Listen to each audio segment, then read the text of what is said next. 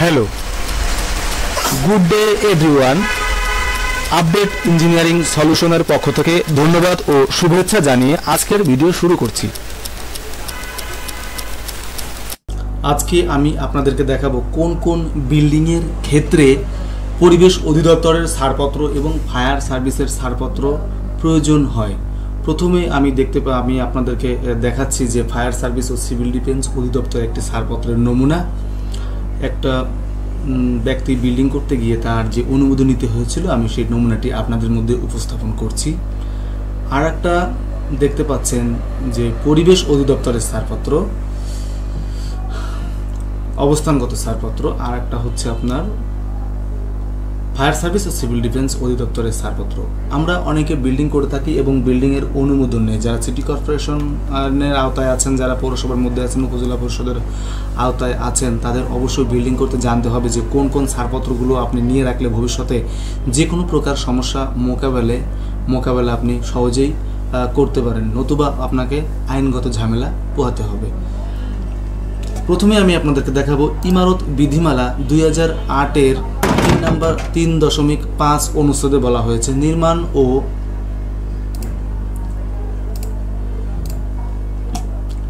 3.5 অনুচ্ছেদে বলা হয়েছে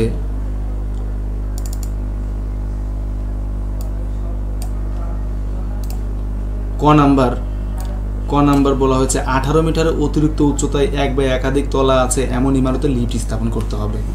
ইমারতের বিভিন্ন যান্ত্রিক ও বৈদ্যুতিক পরিষেবা যথা আলোক ব্যবস্থা, বৈদ্যুতিক স্থাপনা, শীতাতপ নিয়ন্ত্রণ, উত্তাপন, বায়ু চলাচল ব্যবস্থা, শব্দ নিয়ন্ত্রণ ও শব্দ নিরোধ, লিফট, এসকেলেটর, মুভিং ওয়ার্ক সংক্রান্ত সকল প্রয়োজন নকশাবিধি 5-এর আওতায় তালিকাভুক্ত সংশ্লিষ্ট পেশাজীবী কর্তৃক প্রণীত হতে হবে। এখানে দেখেন যে 18 মিটারের উচ্চতা বলতে আমরা কি বোঝাচ্ছি। 18 মিটারের উচ্চতা যদি আমরা বিল্ডিংয়ে যাই তাহলে আসলে কয়তলা বিল্ডিং সাধারণত বোঝায়? 18 মিটার ইন্টু 3.28 ফিট, অর্থাৎ প্রায় 59 ফিট, ভাগ যদি আমরা 10 দিই, অর্থাৎ সিলিং হাইট যদি 10 দিই, তাহলে প্রায় 6তলা বিল্ডিংয়ের ক্ষেত্রে আমাদের এই যে নির্দেশনাগুলি মেনে চলতে হবে। তাহলে 6তলা বা 6তলার অধিক উচ্চতা বিল্ডিংয়ের ক্ষেত্রে অবশ্যই একটা লিফট স্থাপন করতে হবে এবং বায়ু চলাচলের ব্যবস্থা বা শব্দ নিয়ন্ত্রণ ও শব্দ নিরোধ ব্যবস্থা থাকতে হবে। এখন আসেন যে শব্দ নিয়ন্ত্রণ বা শব্দ নিরোধ ব্যবস্থা আছে কি না সেটা কোন কর্তৃপক্ষ এটা যাচাই বাছাই করে একটা ছাড়পত্র দেবে, সেটা দেবে হচ্ছে পরিবেশ অধিদপ্তর। পরিবেশ অধিদপ্তর কি করবে? আপনার বিল্ডিং যেখানে আপনি তৈরি করছেন বা তৈরি করবেন, সেখানে আপনার বিল্ডিং করলে পরিবেশের কোনো ক্ষতি হবে কি না সেই ক্ষেত্রে আপনার একটা ছাড়পত্র দিবে। সেই ছাড়পত্রের জন্য আপনাকে কি করতে হবে? পরিবেশগত ব্যবস্থাপনা দেখেন একটা ছাড়পত্র দিয়েছে পটুয়াখালী জেলা কার্যালয়। পরিবেশগত ব্যবস্থাপনা নীতিগত সাপেক্ষে সংযুক্ত শর্তে নিম্নবর্ণিত প্রতিষ্ঠান প্রকল্পের অনুকূলে অবস্থান ছাড়পত্র প্রদান করা হলো। প্রতিষ্ঠানের প্রকল্পের কার্যক্রম hotel, multi store, commercial and apartment building.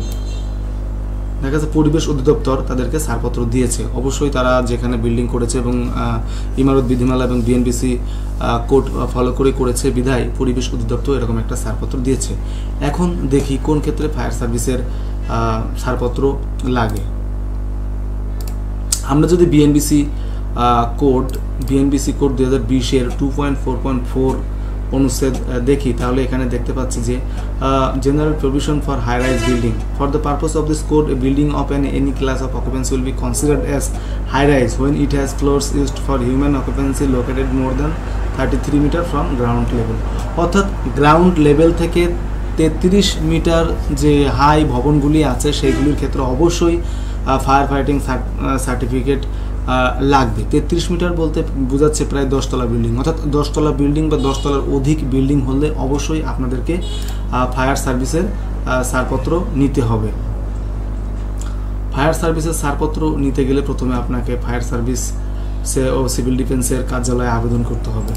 তাহলে এখানে বিএনবিসি কোডের 2.9.6-এ বলা হয়েছে যে এটা ফলো করতে হবে। তাহলে আমরা 2.9.6-এ যদি যাই, 2.9.6-এ বলা হয়েছে যে fire detection alarm excavation and existment system অর্থাৎ ফায়ার ফাইটিং করার জন্য যত প্রকার ইকুইপমেন্ট দরকার এবং যে সমস্ত নির্মাণ বিধিমালা মেনে নেওয়া উচিত তাহলে অবশ্যই এগুলো ফলো করতে হবে। তা নাহলে আপনার বিল্ডিংয়ে যদি কোনো প্রকার অগ্নি নির্বাপন বা দুর্ঘটনা ঘটে সেক্ষেত্রে কর্তৃপক্ষ আপনার বিরুদ্ধে আইনানুগ ব্যবস্থা নেবে, ফলে আপনার ওই বিল্ডিংটা সিলগালা হয়ে যেতে পারে। তো ভিউয়ার্স, পরিবেশের স্বার্থে এবং আপনার নিরাপত্তার স্বার্থে এবং আপনার ভবনে যারা বসবাস করবে তাদের স্বার্থে আপনাকে অবশ্যই ফায়ার সার্ভিসের যে রুলস অ্যান্ড রেগুলেশন আছে সেগুলো ফলো করে বিল্ডিং করতে হবে এবং ফায়ার সার্ভিসের পারমিশন ছাড়া কোনো বিল্ডিং আপনারা করতে পারবেন না, বিশেষ করে হাই রাইজ বিল্ডিংয়ের ক্ষেত্রে। এখানে হাই রাইজ বিল্ডিং করার জন্য আপনাকে ফায়ার ফাইটিং ফ্লোর প্ল্যান জমা দিতে হবে। ফায়ার ফাইটিং ফ্লোর প্ল্যান জমা দিলে সেই ফ্লোর প্ল্যান যে অনুমোদন কর্তৃপক্ষ আছে তারা যাচাই বাছাই করে আপনাকে একটা নিশ্চিত দেবে এবং অনাপত্তিপত্র দেবে, তাহলে আপনি আইনগতভাবে সেফ থাকবেন। ভিউয়ার্স, আশা করছি আপনারা এই ভিডিওটির মাধ্যমে বুঝতে পারছেন কোন কোন ক্ষেত্রে আপনাদেরকে ফায়ার সার্ভিসের ছাড়পত্র এবং পরিবেশ অধিদপ্তরের ছাড়পত্র নিতে হবে। এই বিষয়গুলো যদি কেউ ইগনোর করেন বা স্কিপ করেন তাহলে অবশ্যই আপনি আপনার বিপদ ডেকে আনেন। কারণ যেহেতু একটা বিল্ডিং একটা দীর্ঘমেয়াদী সম্পদেরকে রক্ষা করার জন্য এবং এই বিল্ডিংয়ে যারা বসবাস করবে তাদের জীবনের নিরাপত্তার সাথে আপনাদেরকে অবশ্যই ফায়ার ফাইটিং ইকুইপমেন্ট ফলো করতে হবে এবং পরিবেশ যেন ক্ষতিগ্রস্ত না হয় সেদিকে খেয়াল রেখে বিল্ডিংয়ের নির্মাণ কাজ করতে হবে। আশা করছি এই ভিডিওটি আপনাদের ভালো লাগবে, আর ভালো লেগে থাকলে বিন্দুমাত্র ভালো লেগে যদি থাকে তাহলে অবশ্যই লাইক করবেন, কমেন্টস করবেন, শেয়ার করবেন। নতুন নতুন ভিডিও দেওয়ার উৎসাহ দান করবেন, সেক্ষেত্রে আপনারা অবশ্যই চ্যানেলটিকে সাবস্ক্রাইব করে